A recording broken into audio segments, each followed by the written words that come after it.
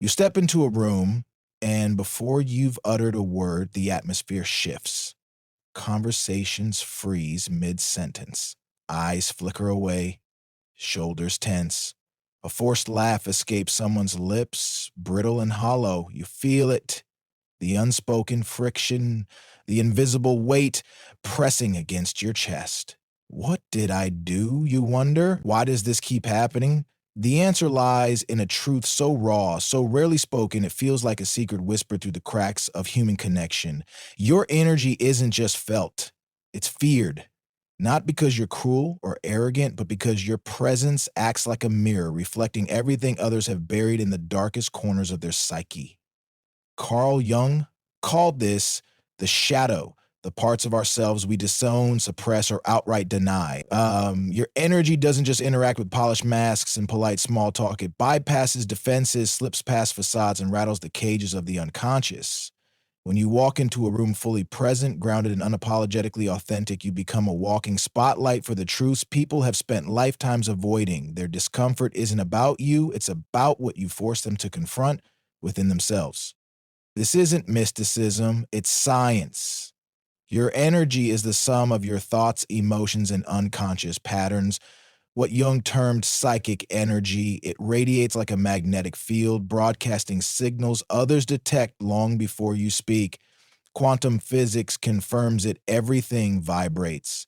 Your body, your silence, even your stillness hums with frequency. When two people interact, they're not just exchanging words. They're syncing nervous systems, clashing subconscious agendas, and triggering primal emotional responses. Think of the last time you entered a room where an argument had just ended. The fight was over, but the air felt thick, charged like static before a storm.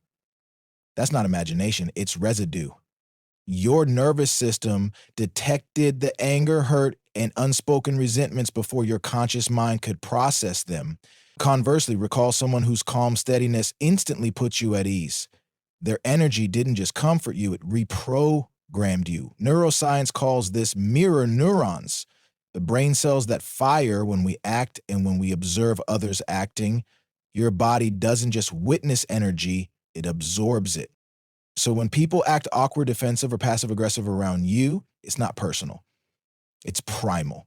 Your clarity, your unresolved trauma, your quiet confidence, it all collides with their unconscious chaos. You're holding up a mirror to their shadow and their nervous system screams danger. Imagine living in a pitch black room for decades. You navigate the darkness, even convince yourself you prefer it. No glaring flaws, no messy truths, and then someone flips on the light. You recoil, shield your eyes, snap, turn it off. The light isn't the problem. It's what it reveals. The dust, the cracks, the rot you've hidden even from yourself. This is the war your energy unwittingly wages.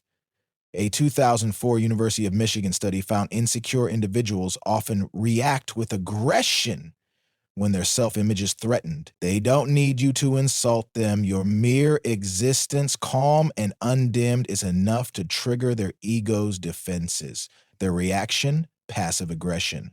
Snide remarks, cold shoulders. It's not about you. It's about their terror of confronting what your light exposes. Take the coworker who undermines your ideas. You present a solution with clarity. They nitpick or dismiss it. They're not attacking your competence. They're attacking the insecurity your confidence stirs. Or the stranger who treats you with unwarranted rudeness. You're polite, but their tone drips condescension.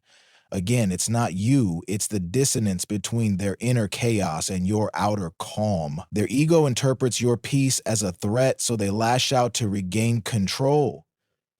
Jung called this projection, the mind's habit of attributing its disowned traits to others. When someone hasn't faced their shadow, they'll project it onto whoever triggers its emergence. If they've buried envy, they'll accuse you of arrogance. If they've denied their anger, they'll label you too intense.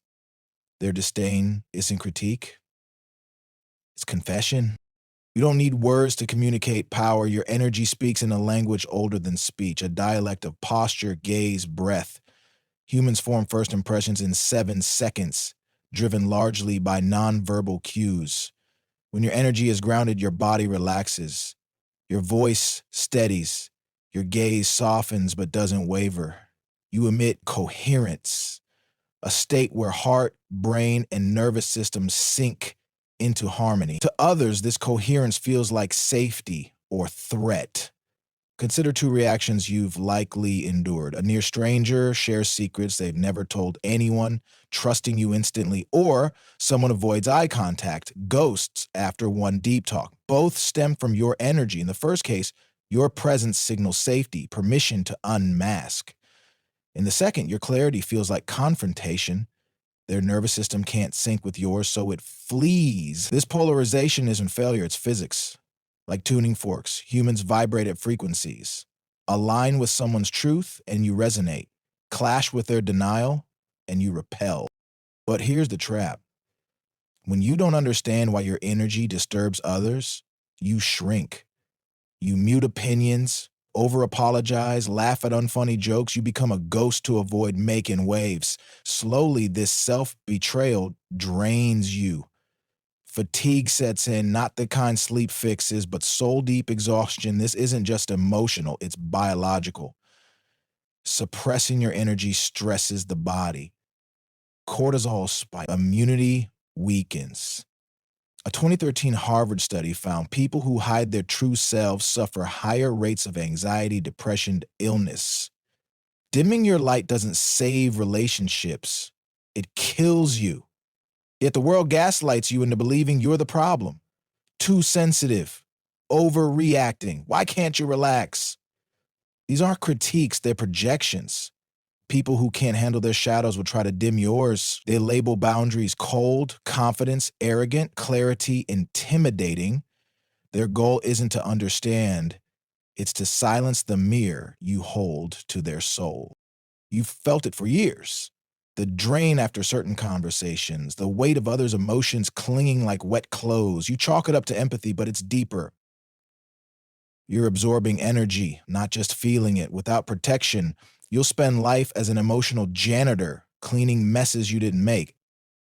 This isn't paranoia, it's psychology. Emotional contagion, catching others' feelings, is proven. When someone vents anger, your amygdala activates as if you're threatened. When a friend radiates anxiety, your body mimics their stress hormones. For the naturally empathetic, this amplifies. Your nervous system becomes an open Wi-Fi network, downloading data from everyone around you. You enter a party and sense the room's mood instantly. You hug someone and feel their sadness in your bones. It's a gift until it's a curse. They find you, the one starving for light. Empaths seek refuge in your calm. Energy vampires feed on your vitality. You know them. The trauma dumper, unloading their life story in minutes. The chronic victim, spinning every conversation into drama. The subtle saboteur disguising jabs as jokes. You're so brave to dress like that. Vampires aren't evil. They're wounded. They confuse your peace for their solution, using you as a substitute for inner work. And if you're wired to heal, you'll let them until you're running on fumes. But here's the truth. You're not responsible for anyone's healing but your own. Martyrdom, I'll suffer so others don't, is a trap. True power isn't carrying others' burdens. It's showing them how to carry their own.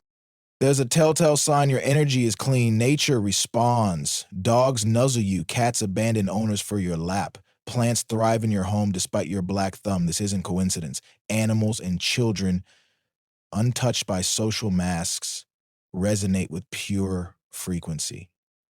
They feel safety in your field, a primal recognition of truth. Experiments suggest plants react to human intent, responding to threats before they happen. Whether you believe it or not, the principle holds. Life recognizes life. When your energy is unclouded by pretense, the natural world leans in. You become an oasis in a desert of noise. But this gift has a shadow. Inauthentic people resent you. Your presence highlights their pretense, making them itch to tear you down. Every interaction is a clash of frequencies. Your psyche is a radio tower, tuned to fear, attract chaos, broadcast integrity, the courage to stand in truth, and repel lower vibrations. Inauthentic people hate this. They'll call you too intense, for refusing to gossip, judgmental for setting boundaries, cold for rejecting disrespect. Their labels reveal their wounds. A person at peace doesn't fear your light, they admire it. Jung said, everything that irritates us about others leads us to ourselves. When someone projects onto you, pause. Their accusation is a clue to their shadow. You're intimidating equals I feel insecure. You're too sensitive equals I'm terrified of my emotions. Don't argue, thank them silently for showing their wounds, then walk away.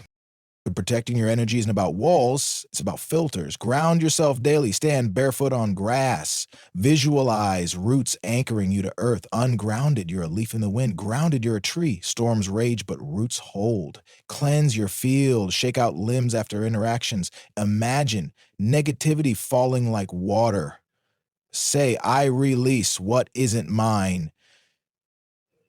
Salt baths, sage, cold showers reset your nervous system. Set boundaries without guilt. I'm not the right person for this talk. Walk away if limits are violated. Stop explaining. No is a complete sentence. Feed your frequency, music, art, silence. Do what fuels your soul. Like a garden, your energy grows what you feed it. Starve fear, feed joy. Your energy will disturb people. It will trigger projections. It will cost relationships, but it will also attract souls who see you, not your mask. It will spark connections that feel like home. It will magnetize purpose. The choice isn't between being loved and being authentic. It's between living as a ghost or dying as a legend. Stop apologizing for your light. Stop shrinking to fit small rooms. The world needs disruptors, those who shine so brightly others remember their own glow. Protect your energy, and you don't just save yourself, you become a beacon. Let the sleeping stay asleep. You've got worlds to awaken.